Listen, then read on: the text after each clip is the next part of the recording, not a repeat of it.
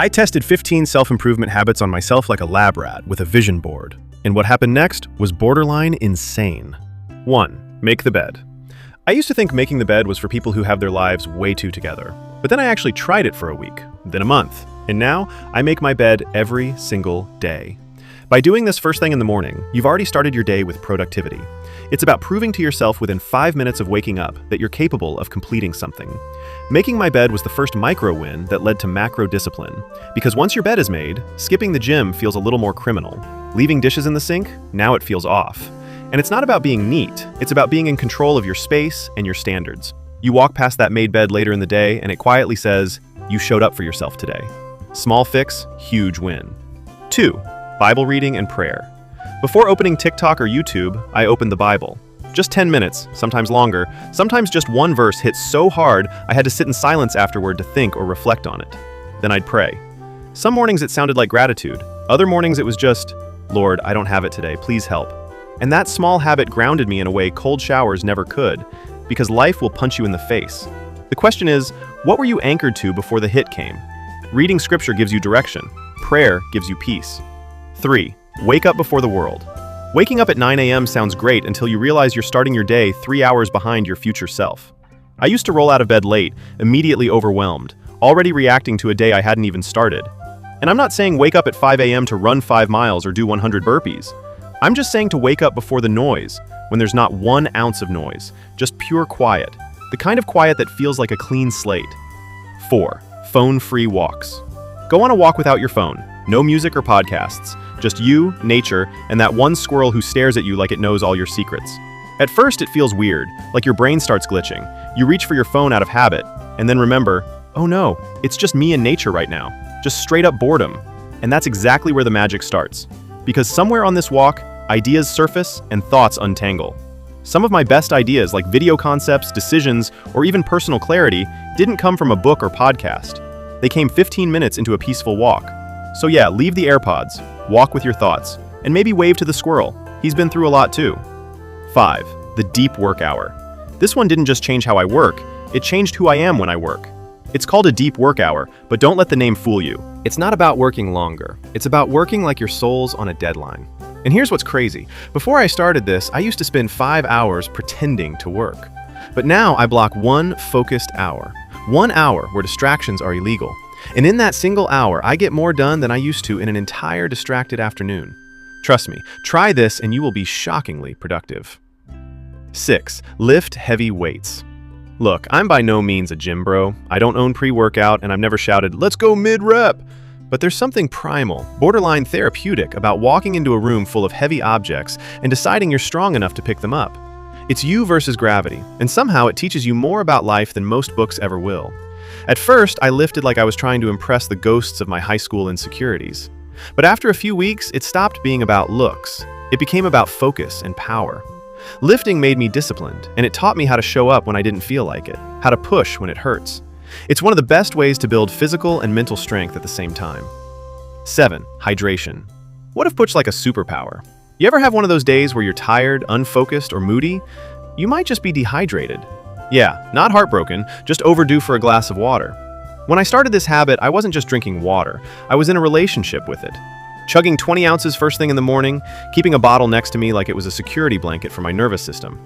See, your brain is basically a sponge that runs on electricity. No water, no function. You're not tired, you're just buffering.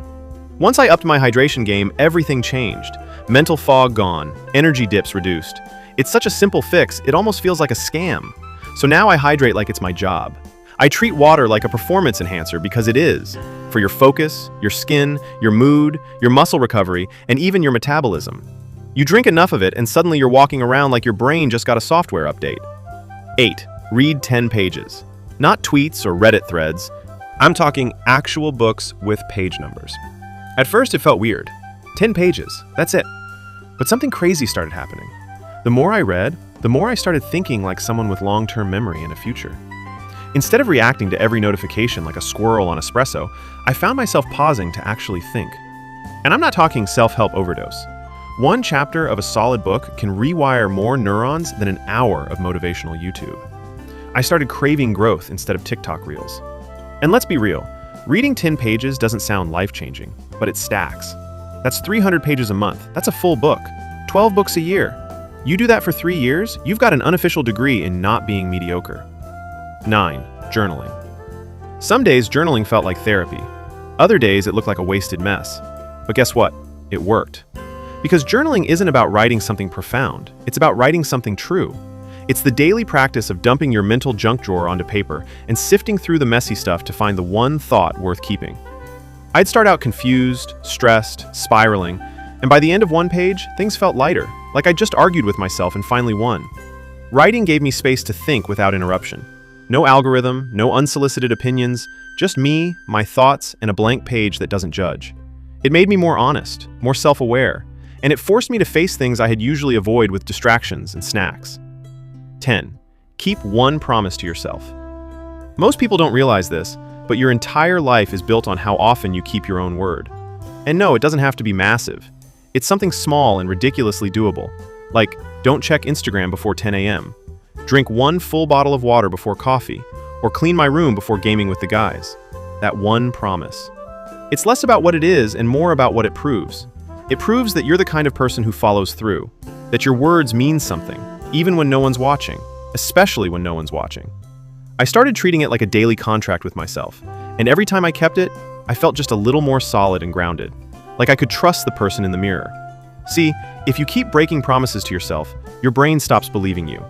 You start second-guessing your goals, you procrastinate, and you say things like, maybe Monday, and suddenly it's October.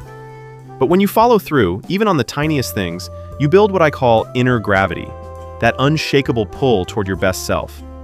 11. Start saying no. I used to be a full-time people pleaser with part-time boundaries. The kind of person who'd say yes to everything and then scream in the shower about being overwhelmed. Need help moving your couch on a Tuesday at 9 p.m.? Sure. Want to grab lunch even though I have 43 things to do and a social battery running on fumes? Absolutely. I said yes out of guilt, fear, and that toxic need to be liked. But here's what that really does. It drains your energy and slowly teaches you that everyone else's priorities matter more than your own. So, I just started saying no. Not to be rude or cold, but because I finally realized my peace is expensive, and not everyone gets a discount.